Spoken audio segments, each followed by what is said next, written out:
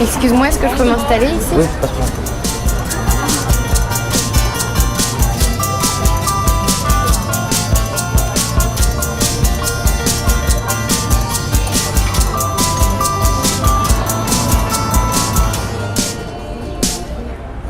T'as un cours sur les discriminations? Oui, c'est ça. Comment t'as deviné? La réalité, je la vois à travers ce bouquin en ce moment, tu sais quoi? C'est la vie d'une jeune nana qui s'appelle Etty Hillesum. Et elle était installée à Amsterdam en fait au moment où il y avait la Seconde Guerre mondiale qui se déroulait sous ses yeux. Et elle a écrit en fait ses émotions au jour le jour. À partir de là, je veux partir à sa rencontre. Ça te dit?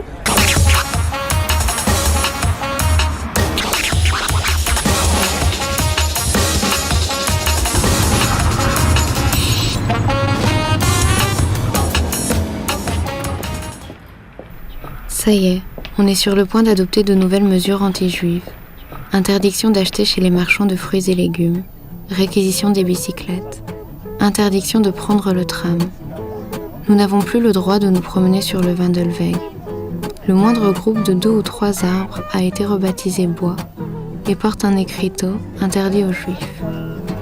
J'ai cru un moment étouffé sous une chape de plomb. Pourtant il reste bien assez de place où vivre dans la joie, faire de la musique ensemble et s'aimer.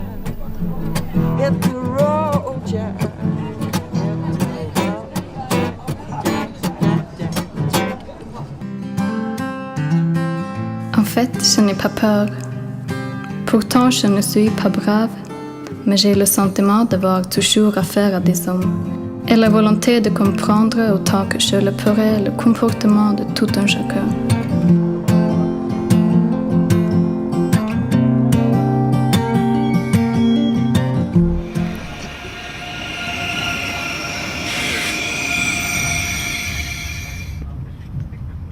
La haine farouche que nous avons des Allemands verse un poison dans nos cœurs. On devrait les noyer, cette sale race, les détruire jusqu'au dernier.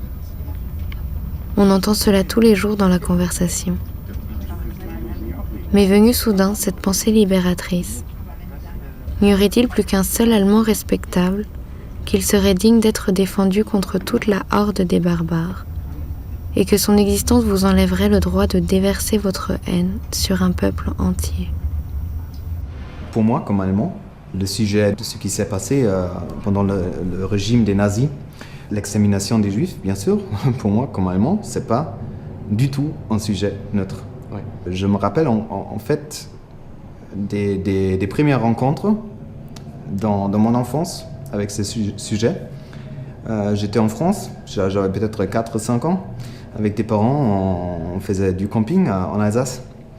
Je ne comprenais pas pourquoi les gens là-bas, c'était même pas l'impolitesse, c'était peut-être même c'était du mépris et du dédain. Pourquoi ils nous traitaient comme ça? Je ne comprenais pas. Je ressentais ça très clairement comme enfant et je me rappelle aujourd'hui, comme si c'était hier, de ça.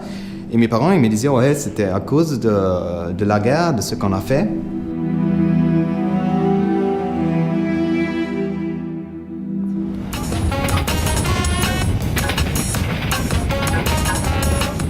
Auschwitz-Birkenau jest największym centrum hitlerowskiego ludobójstwa.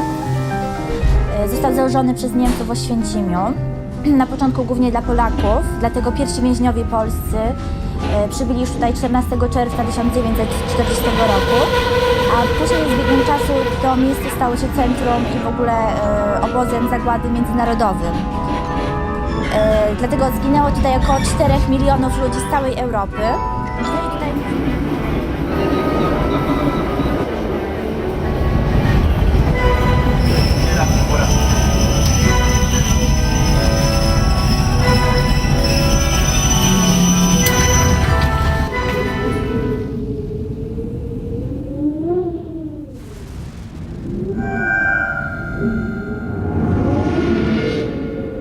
Toi qui parles allemand, dis-moi ce que signifie nichts.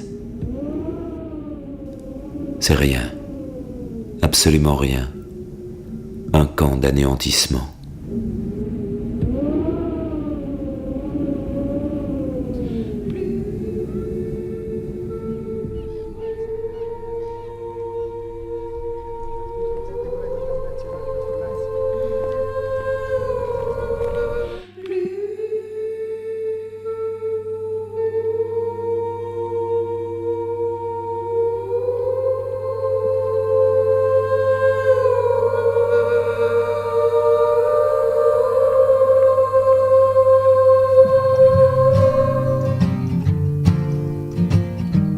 Il nous reste tant à vivre et à faire ensemble.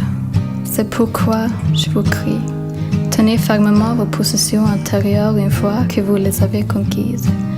Et surtout, ne soyez pas triste ou désespéré en pensant à moi. Il n'y a vraiment pas de quoi. Je trouve la vie belle et riche de sens et je me sens libre. 1 year abroad, and I left my home, a backpack and alone.